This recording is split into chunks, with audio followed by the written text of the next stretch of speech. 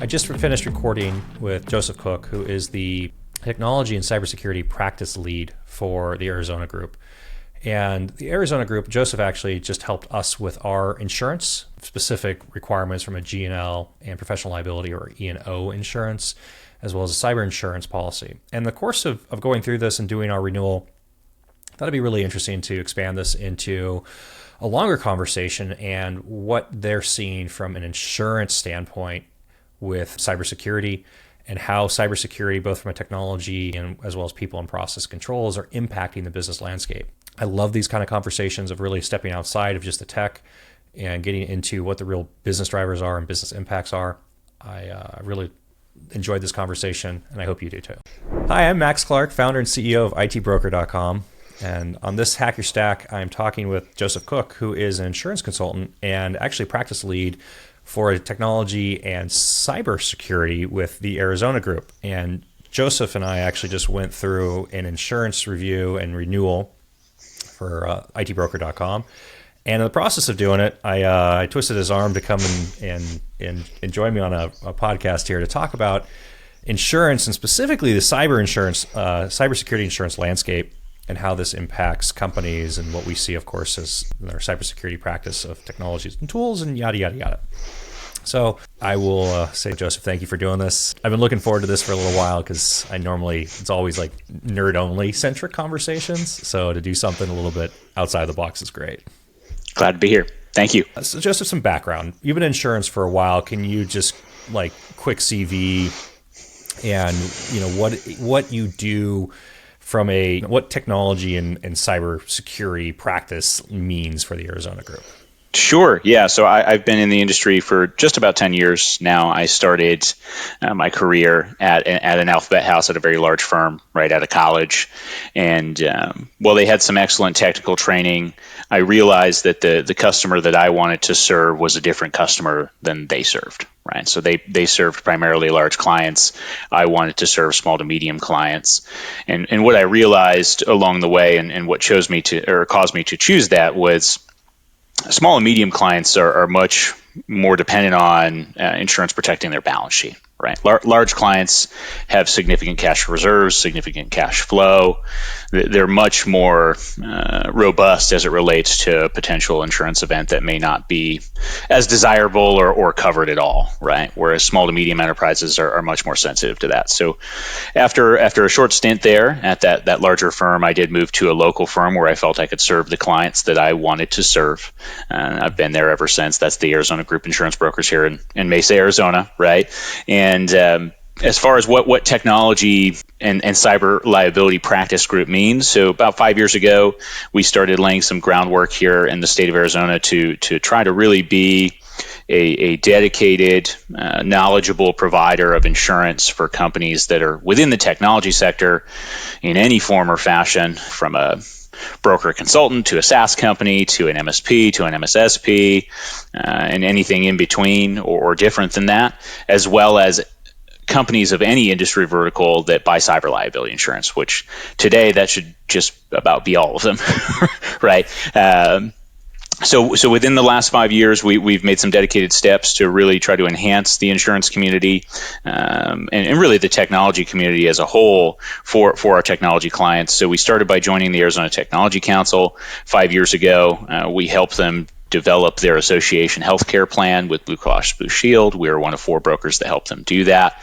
And today we try to serve as many of their members, or even if you're not a member, if you're a technology client in Arizona or the greater Southwest area, with just some good consultative insurance approach. Okay. And just for clarity, I'm based in Texas. Business is based in Texas. Sure. Yeah. You're in Arizona. Obviously, that wasn't a problem. Right. Yeah. So we are capable of writing insurance in all 50 states, as well as really anywhere in the world. As we sit here today, I've got clients in all 50 states. I've got clients in 24 countries on 4 continents. Cool. Let's talk about alphabet soup a little bit as it relates to policy and what's included. And I think it's good to talk about the differences of what these different things do, right? So Sure. Kind of walk me through business owners versus and like the different pieces, so that way people watching and listening can they haven't done this before, can come up to speed here, hopefully. Yeah, I'm not going to promise that in a single podcast I will solve all of the misunderstandings of insurance, but we'll do our best, Max. Yeah. So when you say alphabet soup, right? Part of the challenge of insurance in general, and why it's important that you have a good relationship with your broker and a good understanding of the products that you're purchasing is insurance language tends to not be particularly affirmative in most cases. Right. So what you see is a lot of legalese with a lot of double negatives, a lot of carve backs, a lot of if then that's, right. It's confusing, and in some cases almost seems unnecessary. Right. I think the industry finally, within the last, let's say, 5 years or so, is really starting to understand that and is working on being more affirmative. But it's an oil tanker. This thing takes a little time to make a turn. Right. So when you talk about different policy types and then also different policy structures, so you mentioned business owner's policy, that's a policy structure, right? So there's no policy type there. That's a policy structure. Converse to the commercial package policy, also a policy structure.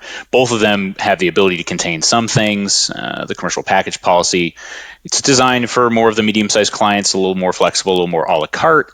The business owner's policy as a structure can have some components that a package policy can have. It's a little less flexible, a little less a la carte, but more designed for that small business owner and more priced for that small business owner, right? So I think as you're going through your process, however robust or not robust your insurance program may be, right? You may have one line, you may have 12 or 15 lines. Really, the importance of the process is to have a good and open and earnest conversations with your broker, and hopefully it's a competent broker with an ability to explain and help you understand those products, so that when you do go to put them in place, there's a level of comfortability there. You used a line earlier that I like about insurance protecting the balance sheet. And then when we think about it, right, there's different types of insurance that exist to address different points of risk. Yep. Right? So I think we'll talk about protection and risk really, I think, becomes core with an insurance conversation, right? So you have general liability. Mm-hmm. General liability, seeing insurance include or exclude fire, property damage, errors and omissions. If you're any sort of professional services, right, you've got directors and officers insurance. You've got EPLI or employment practices liability insurance. Yeah, right? yeah. Did I do that right? Look at you. It's not good. Workers' comp, product liability, like all these different classes, and of course, sure. we talk about cyber and privacy being in those buckets. So shortly, briefly, however you want to put it, kind of run me through the different, like those different acronyms and what they're including and how you layer this on. Because what I want to know, what I want to talk about is what the cyber policy then is filling the gaps of. So okay, let's talk about the gap first. Sure. So two things to help build that understanding. Right. One, when I say insurance program, what I mean by that is an assembly of different policy types that have different policy triggers that speak to different parts of risk that you have concern about. Right. So that's what I mean when I say insurance program. The second thing is when we talk about protecting the balance sheet, we're playing in a bandwidth. Right. So there are risks that are low, not only from a hazard grade perspective, but also from a financial impact perspective. Those are risks that many businesses will choose to retain. So we're not looking to help you find insurance for that. There are also insurances that are significantly or hazards that are significantly or maybe even impossible to insure against, right? Significantly challenging or impossible to insure against. So I always use the Suez Canal example. The ship that blocked the Suez Canal, there's no insurance policy for that, right? No one could have put something together that protected you from causing $1 trillion loss of financial income to hundreds of thousands of companies, right? So we are trying to protect your balance sheet in the space betwixt, right? Those medium to maybe lower high hazard grade instances, which if unprotected would have significant impact on the balance sheet. So then you're talking about these different products: general liability, professional liability, employment practices liability. Those are all different types of policies that have different policy triggers. So I'll give you a couple of quick examples that'll help us understand where cyber comes into play, right? So general liability, has the intent of providing protection in the event that the third party alleges that as a result of your work, you harmed their property or person. Okay. So when I say as a result of your work, I'll use a window washer as a great example. If I hire someone to wash the windows on my home, if in the course of washing those windows they damage my stucco, that's as a result of their work, because their work is the window. So that would be covered by their general liability. When you talk about damage to my window, that's their work. That's not as a result of their work. That is not going to be covered by their general liability. So to help this marry and see where policy triggers become important, professional liability, on the other hand, is as a result of your work, an error or omission in your work. And it's both bodily injury and property damage, but also financial harm. Right? So for that same window washer, who probably would have liked to have contractor's errors and omissions if he damaged one of my larger windows, it's a little more expensive, right? It also plays into a business like yours, where it's unlikely that someone's going to allege that you harmed their property or person as a result of you making an error or omission as a consultant, but they may claim that you somehow harmed their finances, right? So professional liability becomes important in that factor. Employment practices liability is anything to do with an EEOC complaint.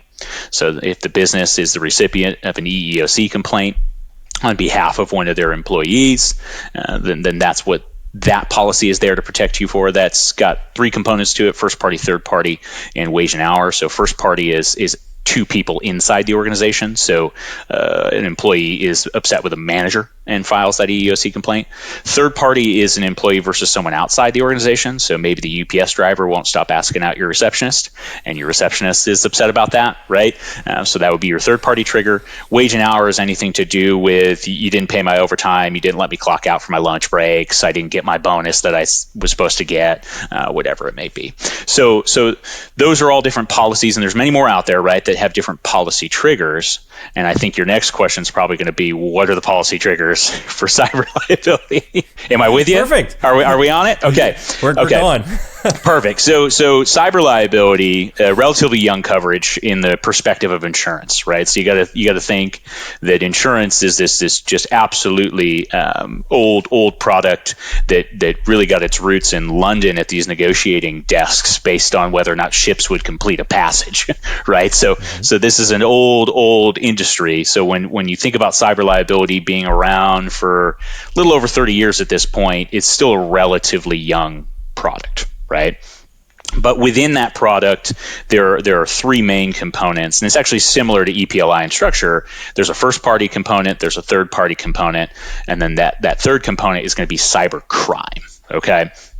So first party is costs that the named insured would face. So we'll use the Arizona Group as the example. So if the Arizona Group incurred costs because of a breach event, because of a cyber liability event, the first party side of the policy is what helps protect the Arizona Group against those costs that they're incurring. The third party side of the policy is protecting anybody else that's not you, that you interact with, that may have been affected, right? So that's your customers, that's your vendors, that's your upstream, vendors or people that you work for, that you subcontract with, whatever it may be. It's protecting those outside your organizations for how they may be impacted by that breach event that you experienced. All right, and then the third component there is the cyber crime. So that's your social engineering, that's your phishing, that's your business email compromise, your funds transfer fraud, things of that nature, your deception-oriented attacks, right? They're primarily centered around the movement of money, where you didn't intend to move the money to that person, but you did unknowingly, right? The challenge with cyber liability is very similar, actually, to auto liability, and that the buckets, the first and third party buckets, will fill up concurrently. Right? So in any breach event, it's almost impossible to have it isolated to one side of the house, right? If the Arizona Group is breached, it's almost impossible that none of our clients or vendors or employees are affected, right? So there's going to be a first party component that starts to rack up, but there's also going to be a third party component that starts to rack up. So I mention this to say that policy limit becomes very important, because you can start to run out of limit very quickly, knowing that you have two buckets concurrently filling up in almost any breach event, right? I can keep going, but I think so far I've... This is great. I'm going to ask you a couple questions and let you ramble on. This is great. So when I think about cyber events, Yeah. and there's a lot of different terminologies for this, right? Breaches, hacking, ransomware, like all these different things you hear about in the news, right? And I look at it, I simplify it down to like denial of resources and theft. Okay. Right? There's and that's pretty crude, but like it simplifies just what we're trying to protect against. Sure. And so you have theft when you talk about when you come into crime, social engineering, business email compromise, funds transfer fraud, these sorts of things, right? There's different entry points into these things that cause these problems. What was the actual cause of the breach, or how did the breach happen, right? But what was the result of it? The result of it is exfiltration of something, right? So Sure. it's either funds, money, intellectual property, whatever, right? So there's this exfiltration that takes place. Or there's denial of resources, right? And people know denial of resources in terms of ransomware, right? You can have different types of attacks that are also denial of resources, DDoS, the oldie and goodie. But a ransomware is a denial of resources, so you can't access and work and function as a business. Yeah. And in order to function as a business, pay the ransom in order to get back access to it. So I get into those two things. Now, when you look at it and you think of, I'm now trying to wrap this into insurance, you say first party, third party, and crime. Every event is almost all of them all at the same time to me, right? Like when is a denial of resource style attack not have first party and third party and then crime, and then how do you negotiate through this as you're just crafting policy and limits? Sure. And also more importantly, exclusions. Like you had this thing that you thought would be covered because of X, Y, and Z, right? Wire fraud. Somebody convinced your accounting department to wire money out of your bank account, but that was excluded. And you read about these horrible scenarios of like, oh, that wasn't covered by your insurance policy. Yeah, a lot in there, right? But I'll do my best to address all of it. So when you're talking about how do you try to come to the right policy design, the right policy limit, right? There is a matrix that should be considered there. So first off, you have to kind of walk through what the business is going to experience in a loss event. And you can do that in a reasonable talking out loud way. There are benchmarking tools that you can utilize as well. But to give you some quick examples how things can be very different, right? If you have a call center, and you've got 500 people in that call center, and each of those 500 people has 2 monitors and a thin client and a keyboard and a mouse and all these different hardware components, and you're the recipient of a bricking attack, hardware restoration and having bricking included is very important to you. And your limit needs to be sufficient because you've got 500 setups to do if that whole operation goes down. So even with some sort of bulk buy discount from CDW or whoever you're using, right, you're in trouble if all 500 units need to be replaced. So bricking and hardware restoration become much more important conversation for you, as does probably business interruption. Right? If you're unable to make calls, if that's your business, or field calls, if that's your business, and you're not able to generate revenue because you can't make or take calls, business interruption becomes a large part of your concern. But then you could look at a different style of business. So you could look at a business that is more in the consulting space or maybe in the software space where everybody works from home and potentially they work from their own units. You got some Windows users, some Mac users. There's no company purchase of assets or anything like that. So your ability to have a larger first-party loss, a larger bricking loss or hardware restoration loss is a lot lower on that side. But perhaps they're generating software for Fortune 100 companies or Fortune 500 companies. So on that third-party side, they've got a lot more to worry about because they have large clients who could be significantly aggrieved if there's delay in the project being completed, or if they're used as an access point or a leapfrog point to get to that larger third-party client or whatever it may be. So there's some common sense conversation that needs to go on first, right? So you're leapfrogging, right? We talk about this as a supply chain attack. Yep. And I feel like this is like the third myth in dealing with cybersecurity with most, especially in like the smaller, medium-sized, mid-market. Oh, we have nothing that makes us a target. It's like, well, you're connected to the internet and you have resources and you have money, right? So those things make you a target. And then the third thing, of course, becomes this: what is the supply chain, and who are your customers, and what do they have? Sure. How does that come? And the first one that was like a really, really, really big one was, of course, the Target issue with their point of sales terminals, which started with a HVAC contractor. Correct. Right? So that HVAC contractor was probably thinking we have there's nothing that's ever a problem. And lo and behold, their network is compromised and uses a launching pad to install malware on every point of sale terminal in Target. Sure.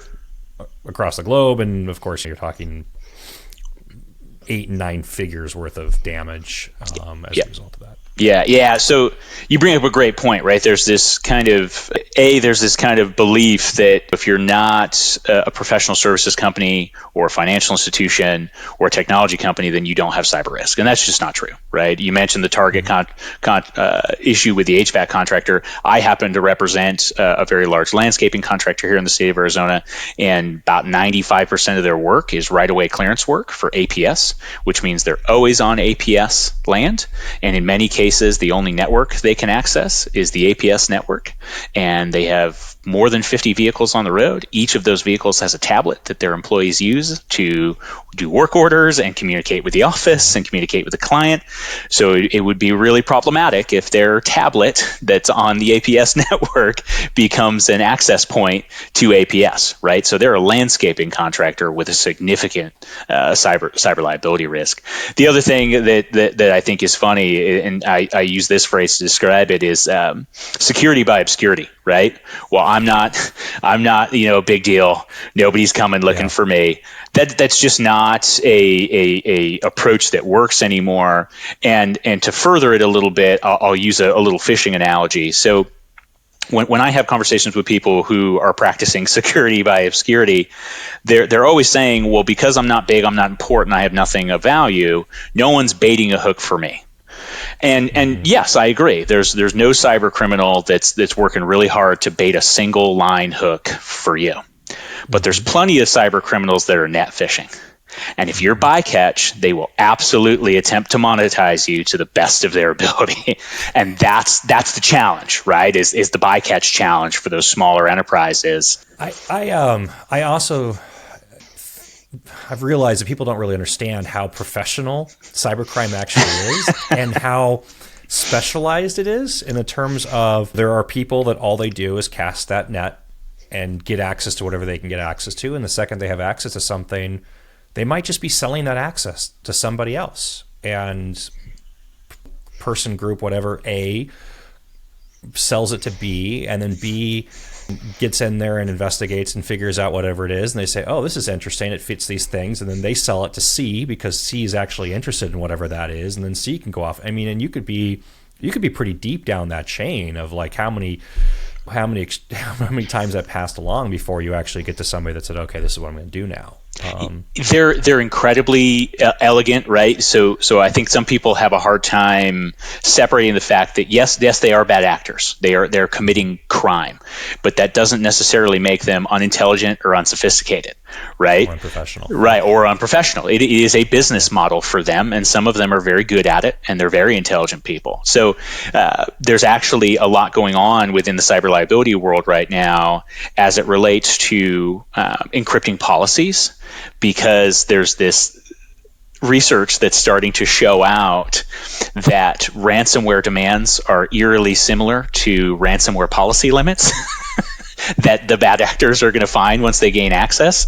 So they'll gain access, they'll find that cyber liability policy that you have that shows $1 million ransomware limit, and then lo and behold, you get $1 million ransomware demand, right? Or in the case that they don't find anything, the next step that they'll take is they'll look for some sort of financials that indicate cash on hand, and then the ransomware demand becomes eerily similar to the cash on hand, right? So yeah, I don't think people realize or sometimes are able to separate the fact that yeah, they're absolutely criminals, but they're very sophisticated, they're very professional. So when we start going through crime, right? The examples that you gave were bricking events and hardware restoration. and then of course business interruption. Is this common that this language is included with some sort of rider with a policy? So if you went out and said, hey, I need a cyber insurance policy, is a cyber insurance policy just including this by default, or are these things that you have to know to ask and say, hey, when you're talking with a client and saying, what are you guys doing, and trying to go through that consultation process, you have a call center with 500 devices, and these devices cost this much, so we need to add a bricking event rider to your cyber policy. Yeah. So what I would say to that is a couple of things. One, for most first and third party clauses, they are included in some form or fashion. The strength at which they are included can be negotiable. And by strength, I mean the legalese surrounding what is considered a bricking event, for example, as well as the limit that's being offered on each line. So on first and third party, in most cases, you will get some limit for bricking. You will get some limit for business interruption. Whether that limit is robust enough and speaks to the policy triggers that you're looking for, that may be up for question. Cybercrime, however, is not always automatically included.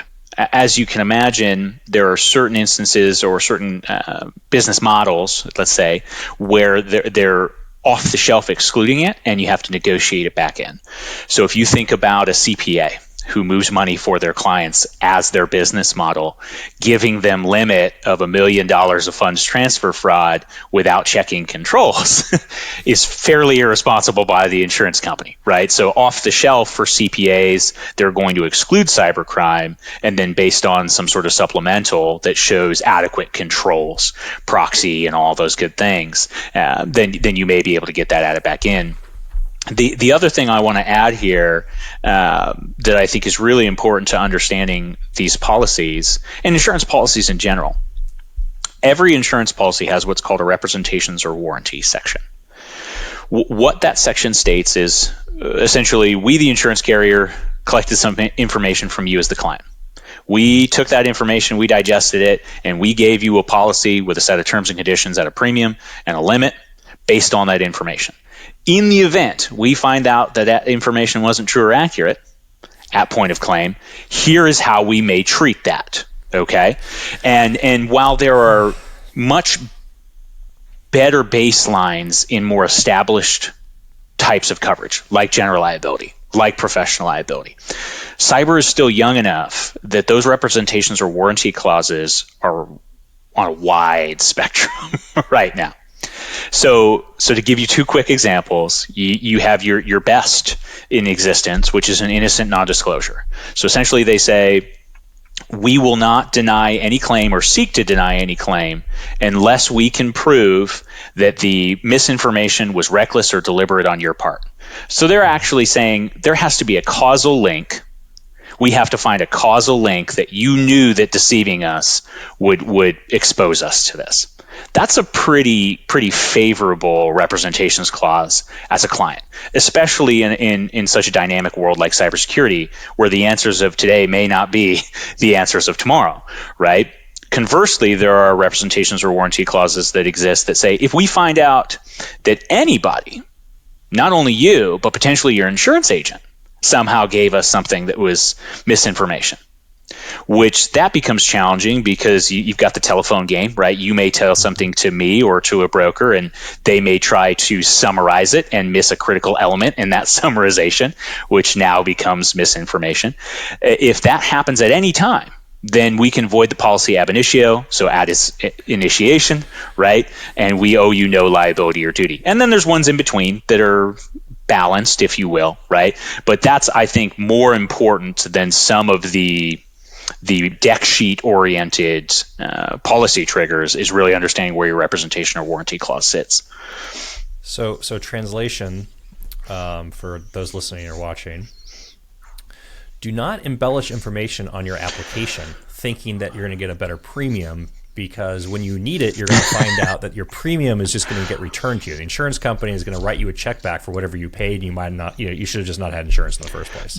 Boy, is that true. Yeah, boy, is that true. And the other thing here too is if you're working with a good brokerage firm and you're working with good carriers, the understanding is that we're all vested together in this interest of finding you that right policy that responds in your time of need, right? And we're all vested as well in hoping that you never have to use the insurance, right? Yes, insurance is a safeguard that many people should have, but the first step is risk management, risk control, right? So we at the brokerage level can help make introductions and even offer proprietary discounts to our clients in the cybersecurity realm. In addition to that, carriers are also engaging in master contracts with national service providers in critical areas that they can offer on, in some cases, a free basis or a discounted basis to their policyholders. So you may say, I don't have white labeling or whitelisting right now, and they may have a tool for you that's free. And they may just make it a condition of taking the policy that you prove that you installed the tool or agent, right? So you're not losing, you're benefiting because they've now given you something for free that mutually protects everybody, right? So you're absolutely correct. Don't embellish. Don't answer in a hopeful state. Answer true and honest, and we'll correct what we need to correct as we go along.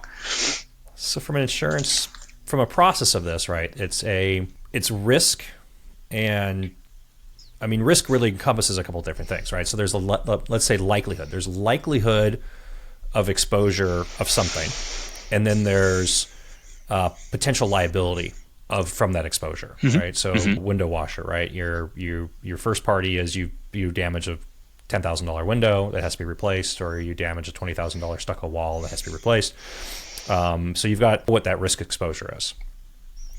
In a business, and when you start talking about cyber policy and first party and third party and cybercrime, your risk, both from a potential as well as exposure, becomes very large very quickly. Right. And so when you read things, and when I'm reading things like major insurance carriers out of London saying that they're exiting the cyber market altogether, or that they're creating, like, what do we see? Exclusions for state-sponsored hacking now, right? So if we decide it's a state-sponsored attack, that we're not covering it, right? Well, what's a state-sponsored attack at this point? Who knows? Sure. So how is that evolving with cyber insurance policies and carriers as you're reading more and more of these events of like, oh, this company just got breached and they had to go do X, Y, and Z, and it was a MGM, right? They're probably self-insured in this case, but I mean, that's a multi-$100 million loss. Sure. Right? So like that impacts all this when an insurance company is looking at this and saying, okay, if we take this policy, what's the likelihood of us writing a check, and how big is that check going to have to be? Yeah. So to give a little global foundation to this, the primary challenge of any insurance carrier on any line of insurance is that they cannot accurately understand their cost of goods sold. Right? When you look at what actuarial divisions do, they're assessing as much data as they can assess and trying to make good assumptions and come up with good algorithms that allow them to develop good rates so that they can try to be competitive in the marketplace and offer good coverages to their customers, but also have enough money coming in that they're not insolvent against claims, right? So that they don't have to exit market and all these different things. So when you look at cyber liability, part of the disruption you see right now with some carriers exiting is that the market was fairly artificial for a while. For anybody that's been purchasing cyber insurance for longer than 5 years, it used to be, do you have a pulse? Here's your $1,200 policy, right? There were no checks on controls. There were no real conversation about exposure to anything. They were just chucking out policies. And that ended up biting some carriers, right? Because $1,200 is not a lot of premium taken in, and it's pretty easily offset by even a very small breach event or cyber event, right? So you can see how those carriers that were playing in that artificial marketplace and trying to play in a volume perspective, if nothing else, got bit pretty quickly as the world changed and cybercrime became a lot more elegant and a lot more prevalent and all these different things, right? The good news is that there is ways for insurance companies to write it correctly and to achieve the margins that they're looking to achieve, which, by the way, insurance carriers typically are operating somewhere between 6 and 8 cents of profit on the dollar. So it's not a high margin industry, right? But nevertheless, because there is ways that they can be profitable, and you've seen the changes, right? You see the applications being longer and more elegant. You see them actually asking about controls. You see them changing the level of controls they're asking for depending on the industry segment or the size of the client. If you have more than 50 IoT devices, or if you're in financial institution, you're going to have a different subset of controls than if you're a t-shirt retailer with 10 employees, right? So they are starting to drive a deeper underwriting process that is assessing premiums in a more equitable fashion, right? So those that have lower risk and higher control are seeing those lower premiums still. Those that have higher risk but very high control are still seeing fairly favorable premiums. It's time now that those that have high risk and very low control are either uninsurable or are seeing significant premium increases because they're affecting the marketplace adversely. But long term, by 2028, they anticipate that the cyber liability market will be 3 times the size it is now. So there's plenty of investment coming in from reinsurance. There's plenty of investment coming in from MGAs, MGUs, new carriers, carriers that are not in cyber now but have established presence elsewhere and would like to be in cyber. So it's not going away and it's not shrinking. You're just seeing those artificial marketplace players finally start wearing a little egg on the face. Do you think cyber will get to a point where it's mandatory as part of the GL policy? I don't think it'll ever be a part of the GL policy, but I hope that it becomes something that is as considered as the GL policy, right? Okay. I feel like the GL policy, going back to earlier, the as a result of your work versus an error or omission in your work, I feel like the GL policy might be the most misunderstood policy in insurance, right? There probably 70% of customers that have a professional liability exposure somewhere in their business model, but don't carry it. Right, because they don't have E&O, because they just have... Right, because they think GL is, when it's not. It's different, right? I do think if you're an operational entity right now that's connected to the internet, cyber is probably a top 5 policy for you, if not a top 3 policy for you. And in some cases, and in some, right, that's the point, right? So it should be top 5, top 3. And then in some cases, depending on your model and depending on who you serve and what your product or service is, it may be the most important policy in your insurance portfolio at this point. You've said this a couple of times, so I want to circle back to it. Controls. Yeah. Risk management and controls. You can be high risk but high controls and have lower premiums. Now, and something else that you said that actually I want to highlight on, because I don't think this comes up as much for people when they think about it, is there is a certain baseline in terms of controls that you have to be insurable in the first place. Mm-hmm. And then depending on your risk and controls, right, you have the are you insurable, and then how much are you going to pay for that premium based on what your controls are, right? So this isn't about creating controls to lower premium. This could be just have controls in order to be insurable in the first place. Like you may just go to try to get insurance and find out you can't get insurance because you don't have X, Y, and Z in place. Sure. Yeah. So in regards to the process, it absolutely can be binary initially, whether you're insurable or not insurable. If you're very small, receipts are less than $1 million, less than 500,000, and you're in a very vanilla industry sector, you're a retail t-shirt shop, you maybe not even using a POS system, right? Perhaps it's still a cash register or something like that. Then you're probably not going to be in that binary insurable, non-insurable realm. But for most, yes, there's a baseline of controls that create that binary insurable, non-insurable.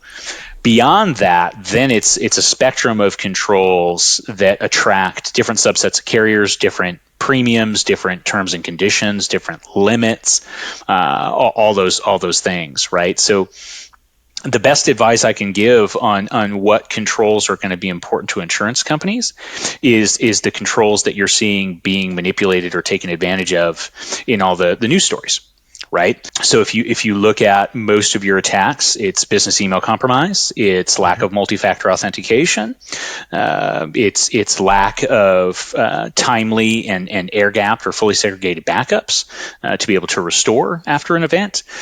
So follow the trends, and those are likely going to be the controls that they're most concerned about. I'm laughing because it is so easy to implement identity access management or strong identity controls and strong and single sign-on and multi-factor authentication at this point, that and what you get out of it in terms of actual. I get into a lot of conversations. People want to be like, oh, on a scale of 1 to 10, where are we in our cyber program, right? It's not a linear number of you went from you implemented this thing, you went from a 2 to a 3, but just having a good identity management and multi-factor authentication takes you from a 0 to a 6 probably. I mean, it's just now going from a 6 to a 7 gets really hard, but or is harder. But so now controls are technology, and controls are process, right, and procedures. Because if we talk about what's a common one I want to use here, let's use wire fraud. You've transferred money out, right? So wire fraud, that usually comes from a breach, and that breach you could say is an impersonation attack. So business email compromise, which leads to a lateral transfer inside the organization with impersonation of a key player that then has a clerk wire a bunch of money out to someplace that they shouldn't have, right? Now, that gets attacked. When I say attacked, you can address that with a secure email gateway, and you can implement technology to do impersonation management and lateral transaction. By the way, Google Workspace and Office 365 do not include these things by default. These are things you have to go out and add on top of them. Oh no, so default settings.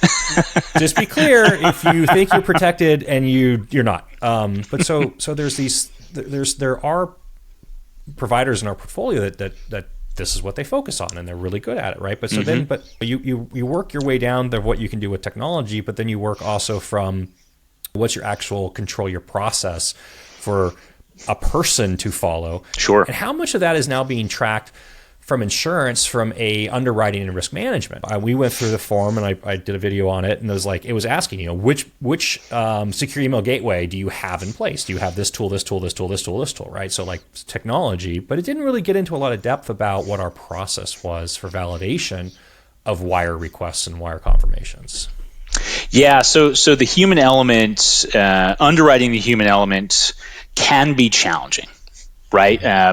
When you think about asking yes/no questions, or even potentially open-ended questions, having answers that allow you to determine exposure and determine rate can be challenging. Right. There are questions in relation to those where they can be appropriate. In the event that you're asked to transfer more than $25,000 of money, do you have a proxy process? Right. Does it have to be more than one person that approves that? That's a human control. Right. So there are underwriting questions that are centered around those things. There are also, depending on client size and things of that nature, there are also risk management visits that can be had that are starting to pop up more. So these are very common on other lines of insurance, but hadn't really worked their way into cyber liability yet, and they're starting to. So you'll see for certain size clients, they'll maybe send somebody out who's an auditor or inspector, and they're not really making it clear to the bulk of the floor staff who they are, and they'll drop the USB drop, see if somebody plugs it in, or they'll see if they can go find a server room unlocked, those kind of things, right? So, I mean, that's your classic red team kind of audit. Yes, right? yes. You know what's so funny about the USB drive example at this point is I am paranoid to use USB drives that I've bought myself and unwrapped from packaging. I mean, at this point, I just assume that all USB drives are compromised from the point of origin, and I just can never use them. It's actually, no, it's turned into a thing. I actually have a complex over it. Yeah. Some of the other questions that they're driving on that, just so you're aware, is do you have a person or persons in your organization that is responsible for keeping an incident response plan? Maybe it's formal, maybe it's informal. Do you have persons or persons who are on an incident response team?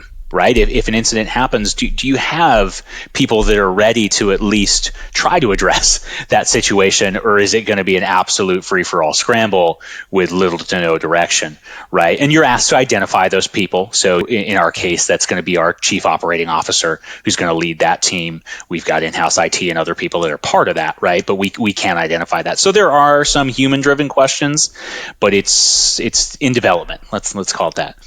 Incident response plans on my list. So let's circle back to that. There's a lot of acronyms in the cybersecurity space in terms of technology. Right? Sure. And so IAM, SSO, MFA, SAT, EDR, MDR, XDR, DLP, CAS. I mean, we can go down this. It just is compounding, right? Mm-hmm. And different techniques and people coming out with ZTNA with zero trust and secure remote access and microsegmentation, yada, yada, yada, yada, right?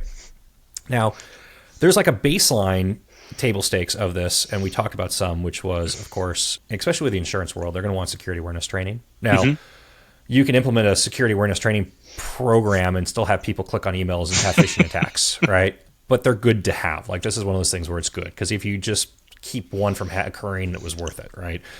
But so identity, SSO, MFA, security awareness training, EDR, of course, backups, right? Like kind of table stakes. Everybody should have it. Not antivirus, by the way, endpoint detection and response, different things. So from that point, as a cyber program is maturing beyond that, and we start talking about things like a SIM platform with a SOC team, with threat intelligence, with secure web gateway and secure internet access and secure remote access and these audit capabilities, and maybe you have some CASB and DLP functionality built into it. How much of that, and at what stage, at what size do you have to be policy or organization-wide before you get into that level of conversation saying, hey, look, we've got the EDR, which was on your form, but we've also got all these other things. Sure. And let's talk about what that means for a risk profile for, I mean, how big do you have to be before that becomes really relevant to an insurance carrier in terms of risk management and policies? Yeah, it's not an exact number that's applicable to all, right?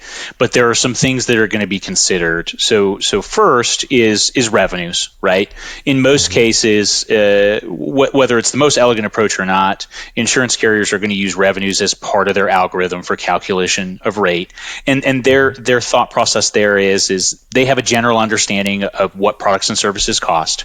So if they can see what gross revenues are, they have a general understanding of how often your product or service is interacting with your customer base, right? The second thing is going to be devices, right? So typically they'll either ask for devices, or maybe they'll even just ask for an employee count, because these days most employees are going to have their own device, right? So if you've got 250 employees, you've probably got at least 250 devices, right? Or 500. Or 500 or maybe more, right? But at a minimum, you've got a 1-to-1 ratio, right? In most cases these days. Things like records is going to be, records kept is going to be part of the conversation, particularly if those are records that are subject to any sort of regulatory body like HIPAA. PII. HIPAA, exactly. Yep. So those are going to be important questions. Industry type is going to be an important question. So I'll give you an example of one that we had that went to the point of elegance that you were describing earlier. Mm-hmm. So we were working on a $25 million cyber tower. So what I mean by tower or shared and layered is there are 5 different carriers involved who each were taking a $5 million segment of the 25. They were all aware of each other. It's creating vertical continuity up to 25. So you got carrier 1, who's the first 5 million, carrier 2, 5 million to 10 million, carrier 3, third 5 million, so on and so forth. Okay, so for clarity, the client wanted $25 million with a policy limit. Yep. And there's a carrier in first position, which is up the first 5 million. Correct. And then after that 5 million is exhausted, another one. Okay, and so on. Okay. Yeah, so getting 25 million of what we would call primary or lead out of one carrier, almost impossible, right? Mm-hmm. Most people don't even have that capacity with their reinsurers. And even if they have that capacity, they're not going to offer it to this risk. This risk was a medical technology risk with 18 million unique HIPAA records.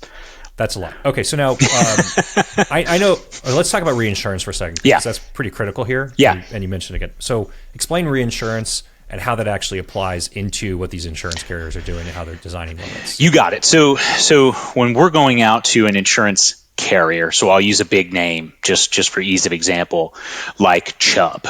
okay, or Travelers. They are a retail insurance carrier. So they are offering terms and conditions up to their capacity. Depending on the line, the capacity may change. For most carriers right now, cyber capacity is a tops of $5 million for any one client, right? What they can offer us from a capacity standpoint and from a premium standpoint is either in some cases a hard rule, or in some cases a guideline that's provided by their reinsurance treaty. So as silly as it sounds, retail insurance carriers buy insurance on the insurance that they sell, and that's called reinsurance.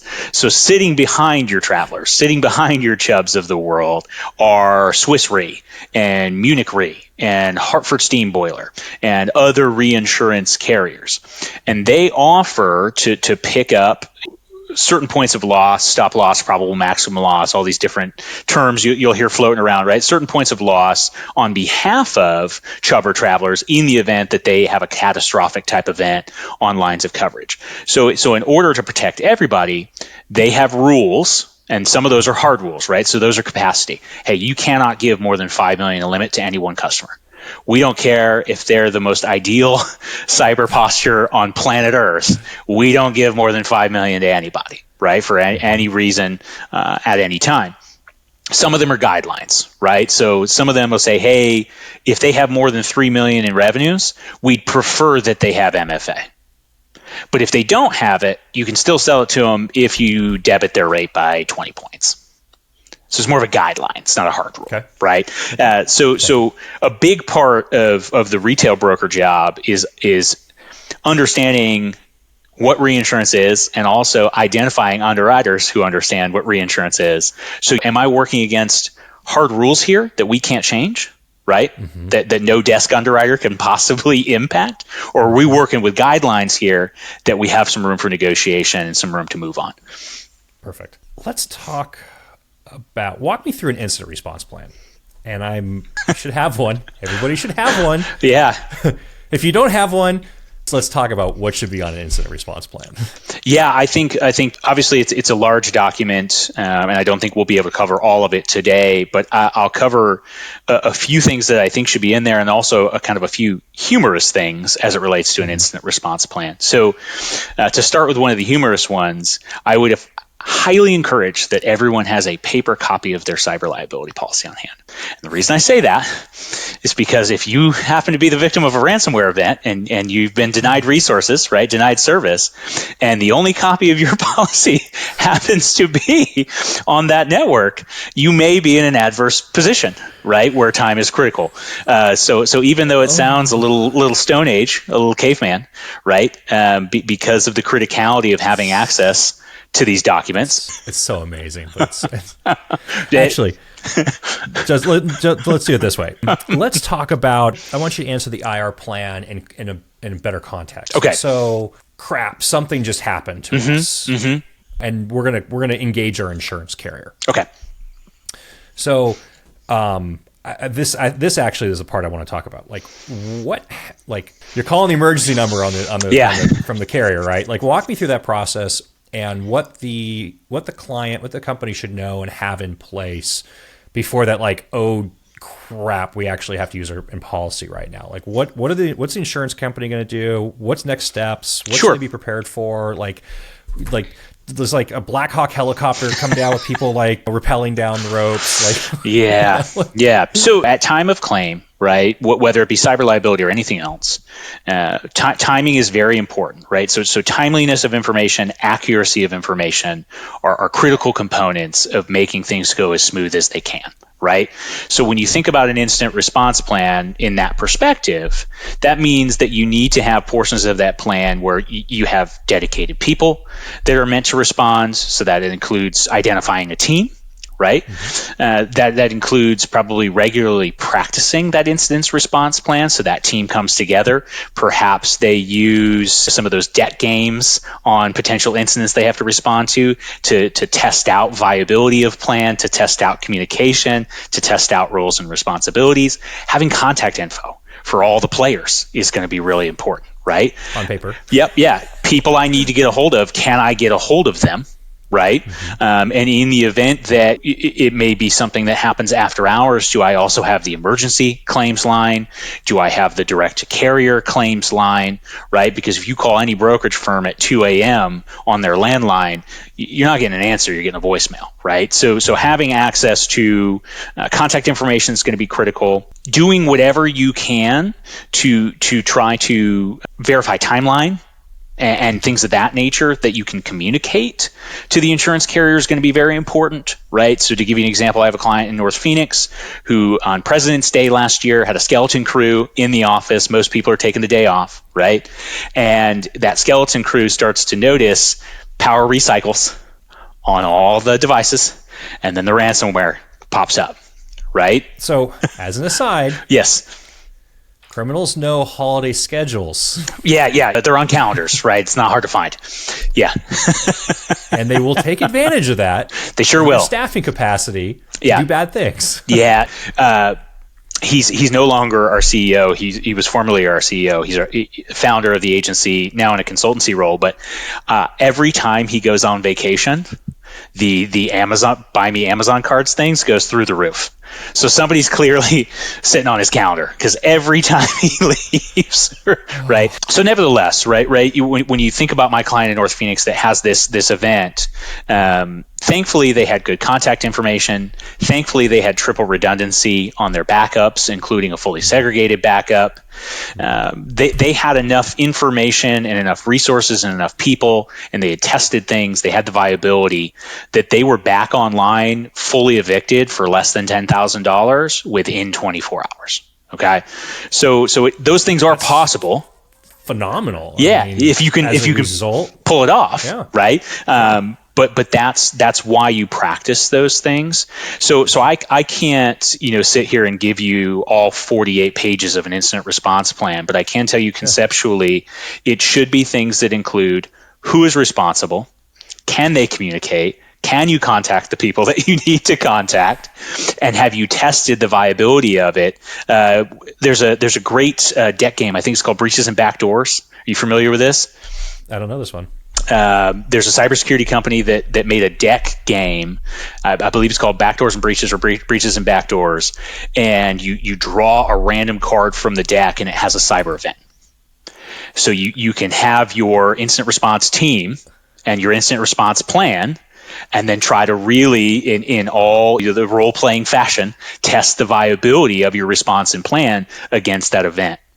I love this. This is great. I've seen versions of this. I haven't seen a commercial version of this. This is probably because I wasn't looking for it, because it scares the Jesus out of me talking about it. But sure. Anyways, so you call the cyber company, cyber insurance carrier, and you say, we've had this event that's happened. Sure.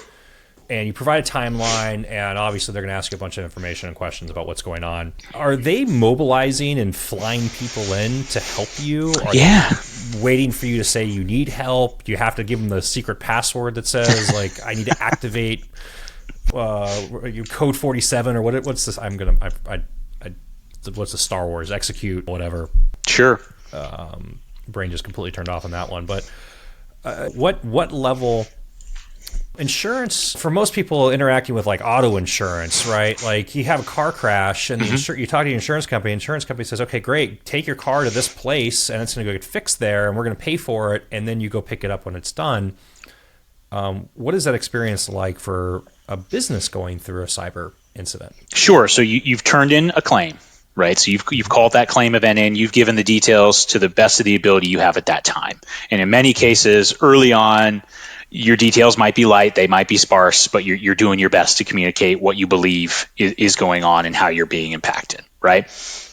So at that point, you're going to have somebody try to make a quick assessment or determination of coverage. In the event that coverage is triggered, you'll have your deductible, and that deductible will be owed to the carrier, whatever it may be. But then they are going to mobilize, right? So in most cases, if not all cases, your first response to a breach event is forensic investigation, right? So what happened? How'd they get in? Are they still in there? What did they take? All these different questions, you're trying to answer them, right? To realize what exposure may be, particularly what exposure may be attempted to be monetized, right? And so to connect back into acronyms of technology and why this lowers risk, having an EDR and a SIM and a SOC makes that forensics a lot much easier to perform. Yes. So to connect that, you're absolutely right. With carriers, within your policy language, within the duty to defend section of your policy, there's going to be some illumination to whether or not they compel you to use their vendors. So they may have a forensic IT vendor. They may have a legal team. They may have a public relations team that are typically national vendors on master contracts that represent all of that carrier's clients in a breach event. So that may be spelled out. Or conversely, they may have something that says, we'll entertain your choice of potential vendor. However, we have some qualifications, right? And typically those qualifications are, if you want to hire your own attorney to represent you in a breach event, don't go hire the divorce attorney, right? Like hire somebody that actually has experience in cyber liability law. So they're not particularly tough on constraints. They just want to say, if we give you choice of vendor, please submit a vendor that's appropriate. And this also comes into, do you have a vendor that can do incident response for you already in place? Do you already have an incident response retainer in place? Sure. Because then at that point, it's not like go out and find somebody that can do incident response for you. We already have an incident response retainer in place. We've already activated it. It's already coming in. The insurance company's going to go, okay, great, cool. They're on our approval list because we know them and they're big and they're reputable. And off to the races we are. Yeah. So Coalition is a cyber carrier. One of my clients, who is an MSSP, is the dedicated forensic IT for all Coalition policyholders in seven West Coast states. So if you're a Coalition policyholder in those 7 states, my MSSP client will be the one that's going to come out and do your forensic IT, right? So you do have those national vendors, and those can be very beneficial, right? Because forensic IT specifically is typically the most expensive part of that process. Their billable is somewhere between $350 and $600 an hour in most cases. So when you have those master contracted rates, sometimes they're better rates than you would receive if you called the open market as an individual looking for help, especially with it known that you're now on the end of a breach event and you're really in need. It's not even just rates, right? It's just like, is somebody going to get on a plane and be at your office in a timely manner to actually start this? And that's a commitment that they make, right? So there's a contract between Coalition and my client that they have to respond to any breach event in any of those states within X amount of time. So they literally have to have people on call ready to hop a plane at any given time. There's a lot of people in the cybersecurity world from the practitioner side or the provider vendor side that approaches this from we need to educate the customer on potential outcomes and just how scary this is. And when Verizon releases their data breach investigation report annually, which is a fascinating and scary read, and it has stats and dwell times, right? And dwell times are a really interesting one to follow because for a while it got really scary that dwell times were really large, like up to a year, 200 plus days of dwell time before an attack was actually launched. And then if you think about that from even if you knew if you had a 200-day dwell time and you knew when the attack was launched and you could unwind your backups to 201 days previously to do your restoration, the amount of change in your data set across 200 days for a business, what does that cost you operationally to deal with? Dwell times have been compressed way down, which in some ways is really great because you have a shorter look back period that you have to deal with. But it's also scary because it means people are breaching networks and doing malicious things much faster. We got in and we just immediately went to town. And of course, you talk about segment sizes of the stats around businesses failing after a cyber event, and what that actually means is is scary as well. But I wonder from your viewpoint with all this stuff as I'm rambling here a little bit, are companies starting to, I don't want to say take this seriously, and what is the triggering event that really forces this? Because you don't have to have a cyber insurance policy in order to have a GL and EO and professional liability policy, right? So you have to go and say, I want a cyber insurance policy.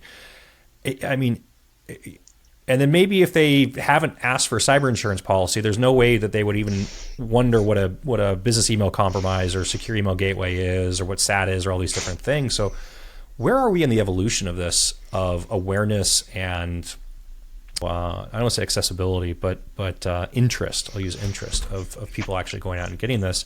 And how do you think this impacts liability from directors and officers? Are we getting into that point of, do we have personal responsibility for prudence within companies to be dealing with this? Yeah, so I'm chuckling because I actually authored an article on LinkedIn about this very topic, about the crossover between responsibility and cyber liability exposure. Mm-hmm. So I don't know if you did your homework or not in asking me that question, but I have authored an article on this very topic. So when you're talking about organizations that have pronounced cyber exposures, right, that have a board of directors and officers that cannot reasonably say out loud, I was not aware that we had a cyber exposure and thereby would need a cyber risk. That is a very active segment of tort right now. No one has pierced that veil that someone has failed their duty of care yet, as it relates to either not buying a cyber policy or not buying an adequate enough cyber policy by way of terms, conditions, and limit, right? Mm-hmm. Someone will. That is a very active segment of tort where attorneys are saying you as a director or officer are violating your duty of care by not having purchased a cyber liability policy at all, or not having purchased the right cyber liability policy for your enterprise or organization based on the risk that you encounter by being this organization of this size in this industry, right? So that's very active right now. And once that precedence is set, I'm absolutely confident that attorneys will be interested in making more money off of that. Right? So that is a very prominent topic, and it's all centered around duty of care. Backups and disaster recovery going back to 3 decades now. Mm-hmm. If you're in Southern California, it's earthquake risk. If you're in Florida, it's hurricanes. If you're in central, plain states, right, it's tornadoes. And you get involved in these as an IT practitioner. You get involved in these exercises around disaster recovery and business continuity planning. And it'd be really frustrating. You could spend all this time and energy going through and building a BCDR plan and then have it submitted for budget approval and then find out we're not going to do it. And I'm curious because at that point it was the duty of care was we evaluated the risks to our business and the cost to protect that risk and determined that the cost was not worth the risk, and so therefore we didn't do it. So we've met that threshold of duty of care. Now, when I realized that, it made my life a lot easier because I the frustration of not actually implementing all these plans. The plan was the deliverable, right? How much of that applies into cyber? We've evaluated the risk of a cyber insurance policy and buying all these tools in order to mitigate that risk, and we just decided not to do it because of whatever reason. And we've now met the standard of duty of care because we looked into it, right? Yeah, so that is the common defense that's currently being used and is currently working as it relates to this cyber liability and duty of care issue.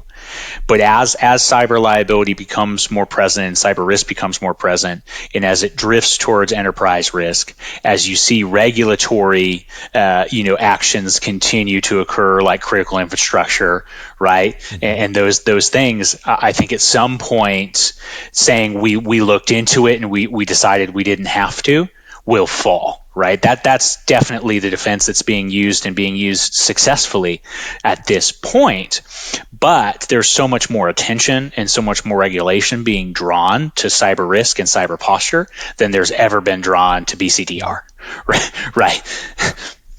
So if you're a pipeline operator, you can't pretend that you don't understand the risk of a cyber incident and what that would actually do at this point. So you probably wouldn't prevail in that action if you were saying no thanks. Right. So I think we're dangerously close to that particular veil being pierced.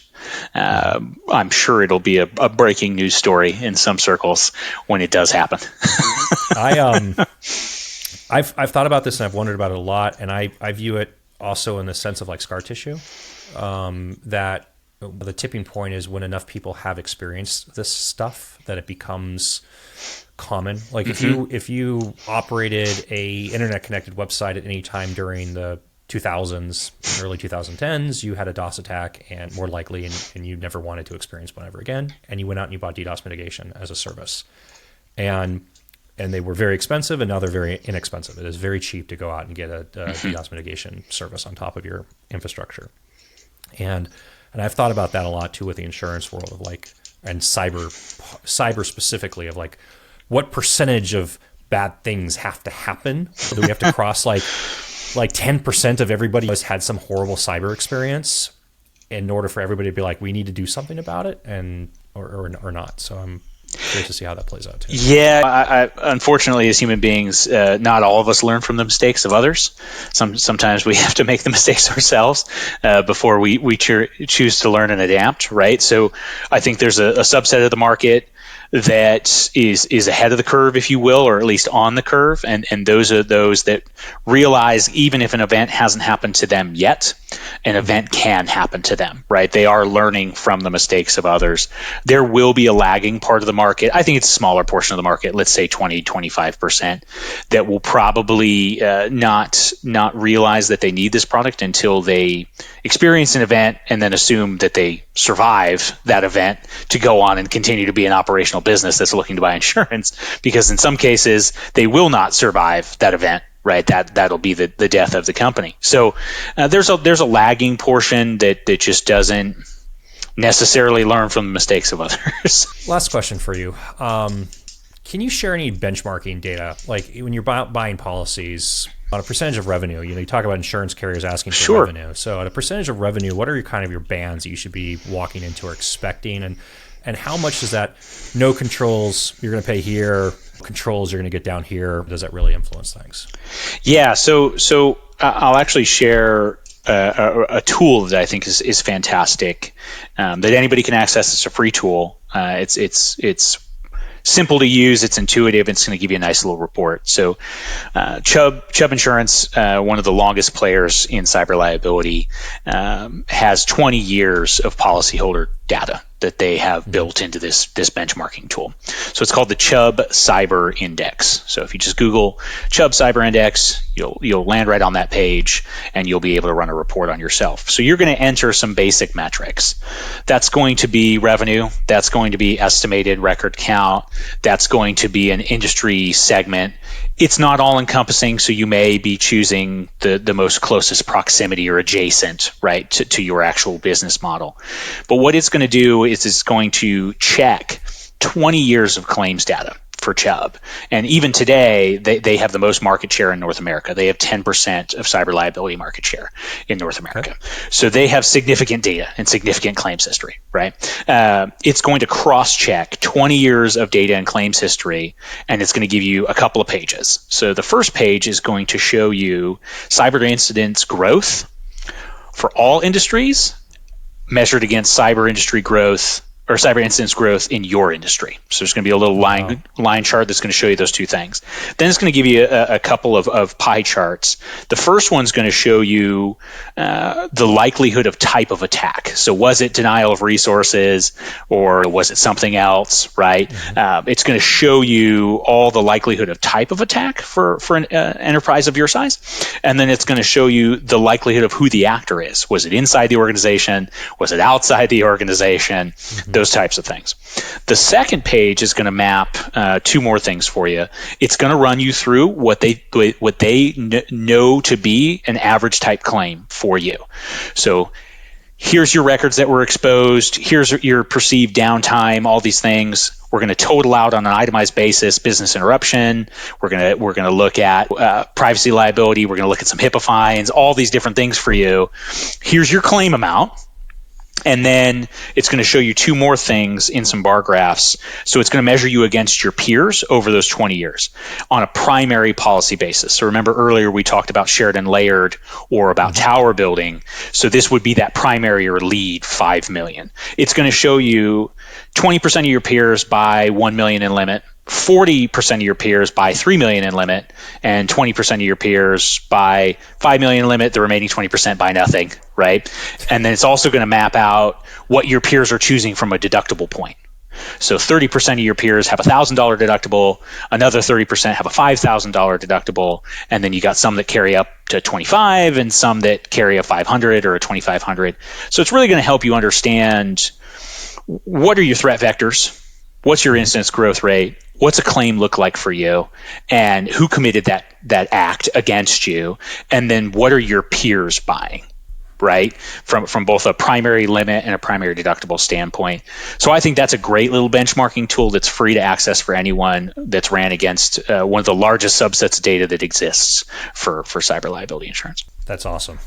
It's I hope somebody runs through this. It's at the tail end of a very long conversation, but we're going to figure out we're going to clip this up and make sure this gets out there, because it is cybersecurity and cyber insurance are things that you want to have in place before you need them. Yeah. Incident response plan is something you want to have in place before you need it. Having a printed copy of your policy is something you want to have in place before. Terrible. It's so true, though. Oh, geez. These stories all have origins, and origins are pain, right? Like somebody had this experience, and the story has become this thing because of somebody else's pain. So just learn from other people's experience and just have a file somewhere. And by the way, as a note on that, if you actually have an office with a door access control system that is connected to a computer that is required to be working in order for the door access control system to let you into the building, that should be a consideration of what happens if that system becomes unavailable. Yeah. Not a theoretical issue. My cyber insurance policy is inside my office. Beep, I can't get, beep, beep. The darn RFID tag's not working. Beep. I laugh from just reflection on my own personal experience of just horrible things. If I could offer anything in closing, right, to help people, look, this is a big, complex, dynamic topic. It is very fluid. It's very dynamic. The answers of today may not be the answers of tomorrow. So I would give you two pieces of advice. One, learn how to ask good questions. Because the answers are going to change, you need to be able to formulate good questions, and you need to be able to ask those of trusted advisors. So find people out there, right? Find a cybersecurity specialist, find a good insurance broker, find a good attorney, and put them into the room with each other in cases where that's necessary, so that the outcome that you're looking to achieve, if it's achievable, will be achieved, right? And then the second thing, you mentioned that grading scale of 1 to 10. How compliant am I? How good is my cyber posture? Do not let perfection be the enemy of good. If you are currently a 1 and you could make some easy changes that could make you a 6, yes, a 6 is not a 10, but a 6 is a whole lot better than a 1, right? So just because you can't be a 10 tomorrow, don't allow that to cause you to not take action, right? Mm-hmm. Do not let perfection be the enemy of good. I love that. And it's not just posture, increasing posture and protections and controls are preventative actions and measures. So you're going to prevent more like percentages of occurrences from taking place. But the other side of it is detection and response windows shrink. So you're really fighting this from two angles. The first one is, can you just prevent something from happening in the first place? That's, of course, ideal. But then the second thing is, can you detect and then can respond to it quickly?